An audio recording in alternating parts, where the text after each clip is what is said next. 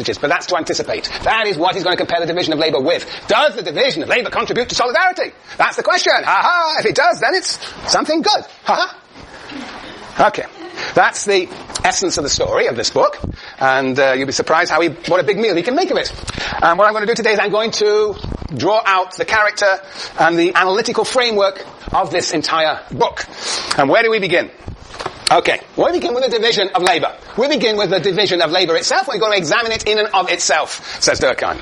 We want to know whether the division of labour is good or bad, morally or morally indifferent. Yeah. What would Marx say?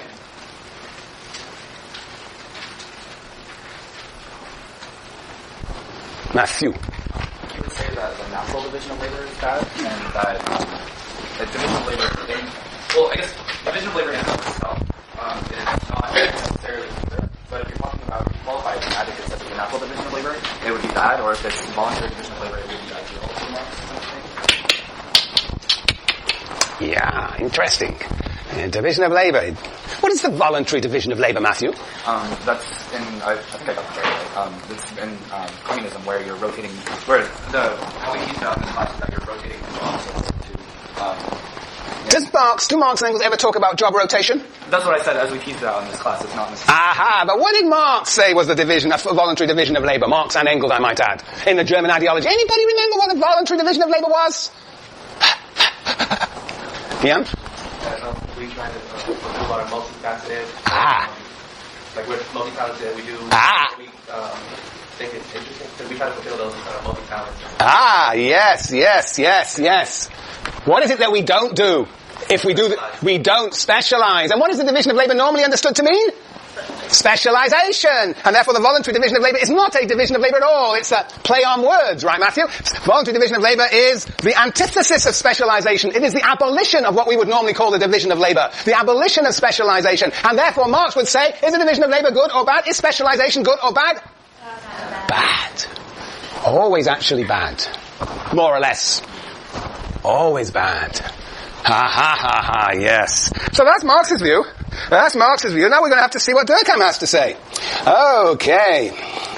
Well, what we have to figure out is, for Durkheim, he says we have to figure out what does the division of labour correspond to. What need does the division of labour correspond? And is this a moral need? Page 11. Page 11. You should, by the way, when you read Durkheim, if you look at the beginning and the end of sections, you're more likely to see what he himself thinks. In the middle, he's having an argument with himself and everybody else, and you're never quite sure until you have figured it all out where he stands. So at the beginning of this chapter 1, page 11, at the end of the first paragraph, 2, 4, 6 lines from the bottom, 2, 4, 6 lines from the bottom of that paragraph, where's Conrad? Conrad, you never missed a class. Where is he? There he is! Beneath his hat! Oh, you're moving back on me. Ha-ha, okay. Conrad, why don't you read it out? Make your presence known. On the other hand, hold on. Oh, no. Page 11. Chapter 1, 2, 4, 6, from the bottom of the paragraph, the first paragraph. Thus to ask. What is the function of the division of labour? Is to investigate the need to which it corresponds. It is to investigate the need to which it corresponds.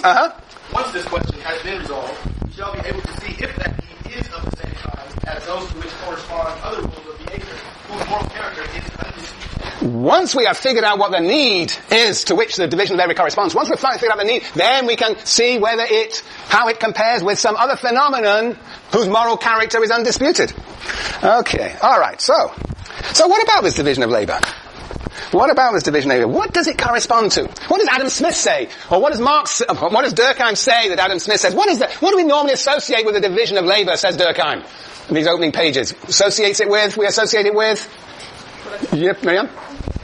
Increased productivity, that's Smith, but even more broadly, Simeon. I think it's associated with civilization. Civilization. Something so broad, Adam Smith, The Wealth of Nations, it's almost a division of labour is the essence of civilization. Right? And we think of civilization, modern, Western, progressive civilization as linked to the division of labour, says Durkheim. That is how we conventionally, stereotypically think, perhaps, or some people think of the division of labour. And if it is the case that division of labour is linked to civilization, the question then is what? Is civilization a moral fact, a moral rule that we should follow? Is it something obligatory? So, well, what is civilization? What is civilization? What does Durkheim say civilization is? Well, he says, first and foremost, what do we associate with civilization? He says in these pages. We associate with civilization with what? He doesn't even know civilization. What do you think of civilization? Today's civilization. U.S. society civilization, Greg? Factories. Modes of transportation and urban cities. And what happens in cities, according to Durkheim, there's a lot of shooting and suicides and disorganization. Well, if that is what we associate with civilization, then it's not clear that it has a positive or a negative moral factor. But it's clearly not positive. And then he says, what else do we associate with civilization? He says we associate with civilization art. What does it say? Art, science, and what's the third one? Industry. That's right. Art, science, and industry, page 14. And what does he say? Well, art is not obligatory, nor art is a sort of luxury for a few. Industry has no obligatory character. Perhaps science has an obligatory character. There are certain things that we should know about the world. What things do you think that we should know about the world? Scientific things that we should know about the world? He doesn't say. What sort of things? There's no? Yes, Nick? Well, that would be good. That would be good. Science is not quite how to read, but that's certainly reading, read literacy. But what sort of knowledge? Yes, Sienna? I think you need basic knowledge. I don't think you mean that we must throw ourselves into science, but just to have some kind of basic knowledge. Like what? If you jump off a building, you'll fall down yourself. Well, that is pretty basic. Yeah. Katie? The easiest thing to apply to would be like medical knowledge. Medical knowledge. Very good. Very good. Things that really help society along. All right. So what sort of things that should we all know about? We should know about allergies. Allergies? Poisons. Poisons and allergies. What else? Perhaps we should know how we procreate. That might help. And how to avoid procreation. How about that?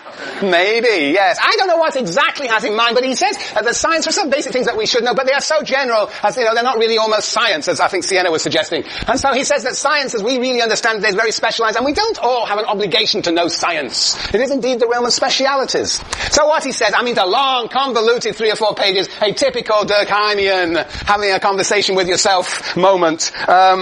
He says essentially civilization has no clear moral character, and if the division of labor is somehow fulfills the need of civilization and only civilization, then it has no clear moral character.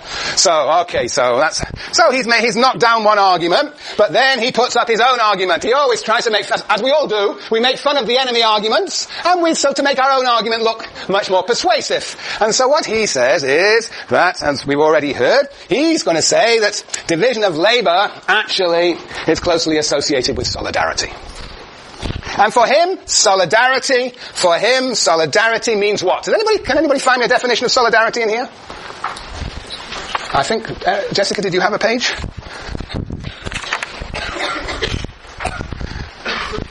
No, it's not that exactly there. Page 22, for example. Page 22, if you look at the new paragraph, starting the second new paragraph towards the bottom of the page, third line into it, Durkheim says, there can certainly never be solidarity between ourselves and another person unless the image of the other person is united with our own. So we have an image of other united with our own. Page, I think, 24. No. Where's this feeling of oneness with others? Oh, help me, help!